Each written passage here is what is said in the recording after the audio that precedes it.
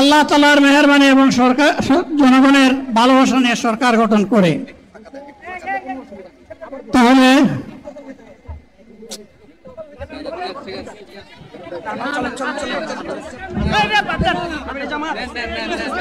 শক্তিকে একত্রিত করে সেই লড়াইয়েও ইনশাআল্লাহ আমি জয়লাভ করব। জামাতে ইসলামী যে দুর্নীতিমুক্ত সমাজ গড়বে তার প্রমাণ কি? তার প্রথম প্রমাণ হচ্ছে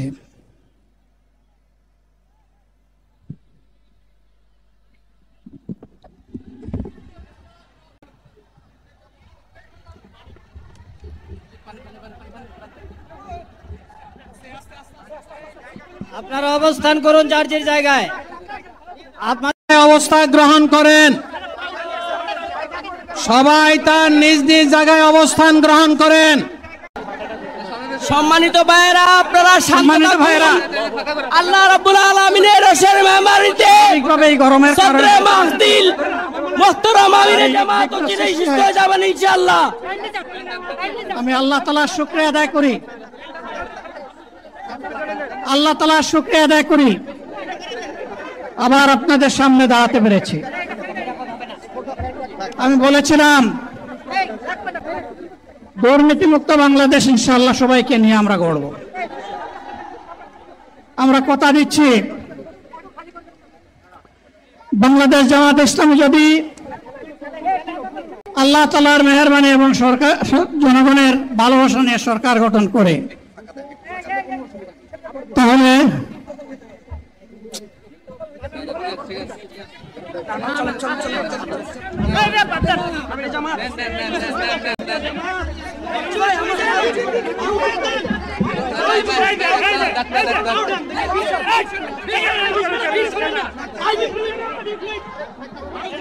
আপনারা নিজ নিজ জায়গায় অবস্থান, কারো মাইকের সামনে আসার দরকার। আল্লাহ যত সময় হায়াত দিয়েছেন তত সময় মানুষের জন্য লড়াই করব ইনশাআল্লাহ। এ লড়াই বন্ধ হবে না। বাংলার মানুষের মুক্তি অর্জন হওয়া পর্যন্ত আমাদের লড়াই অব্যাহত থাকবে। বলছিলাম জামাতে ইসলামী যদি আল্লাহর ইচ্ছা এবং জনগণের ভালোবাসায় বাংলাদেশের মানুষের সেবা করার সুযোগ পায়, তাহলে মালিক হবে না, সেবক হবে ইনশাআল্লাহ। আজ আমি ঘোষণা দিচ্ছি, লক্ষ জনতাকে সাথে নিয়ে বাংলাদেশ জামাতে ইসলামী থেকে যারা আগামীতে সংসদ সদস্য হিসাবে নির্বাচিত হবেন, আরে আপনারা কথা বন্ধ করেন, আপনারা কথা বন্ধ করেন, সবাই বসে পড়েন, সবাই বসেন, বসেন, কেউ দাঁড়াবেন না, সবাই বসেন। যদি আল্লাহর ইচ্ছায় জনগণের ভালোবাসায় বাংলাদেশ জামাতে ইসলামী থেকে সংসদ সদস্যরা নির্বাচিত হয়ে সরকার গঠন করেন, তাহলে কোন এমপি, কোন মন্ত্রী আগামীতে সরকার কিন্তু প্লট গ্রহণ করবে না। কোন এমপি এবং কোন মন্ত্রী ট্যাক্সবিহীন কোন গাড়ি চড়বে না। কোন এমপি এবং কোন মন্ত্রী তার নিজের হাতে কোনো টাকা চালাচালি করবে না।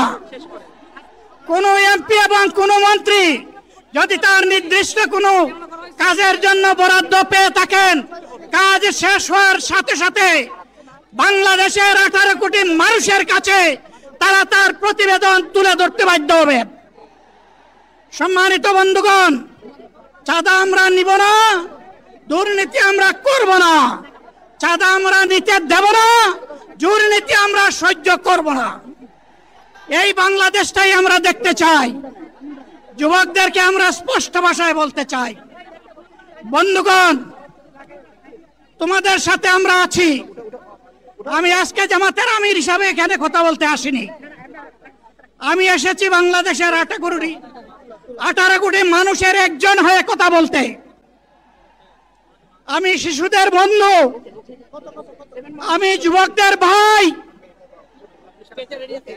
আমি বয়স্কদের সহযোদ্ধা, আমার বোনদের আমি ভাই। সুতরাং তাদের মুক্তির জন্যই আমি দায়িত্ব নিয়ে আজকে এখানে দাঁড়িয়েছিলাম। আল্লাহর ইচ্ছা, শরীর আমাকে সাময়িকভাবে সহযোগিতা করে নাই, এটাও আল্লাহর ইচ্ছা যে এখন আল্লাহ আমাকে কথা বলার সুযোগ দিচ্ছেন।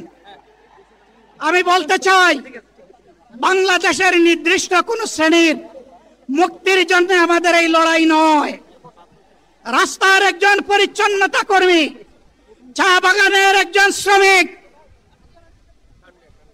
রক্ত পানি করে ঘাম জড়ানো আমার একজন রিক্সা চালক ভাই মাঠে ময়দানে বাংলাদেশের মানুষের মুখে যারা এক মুঠো ভাত তুলে দিতে চায়, আমার সেই কৃষক বন্ধুটি, আমি তাদের হয়ে আজকে এখানে কথা বলতে এসেছি।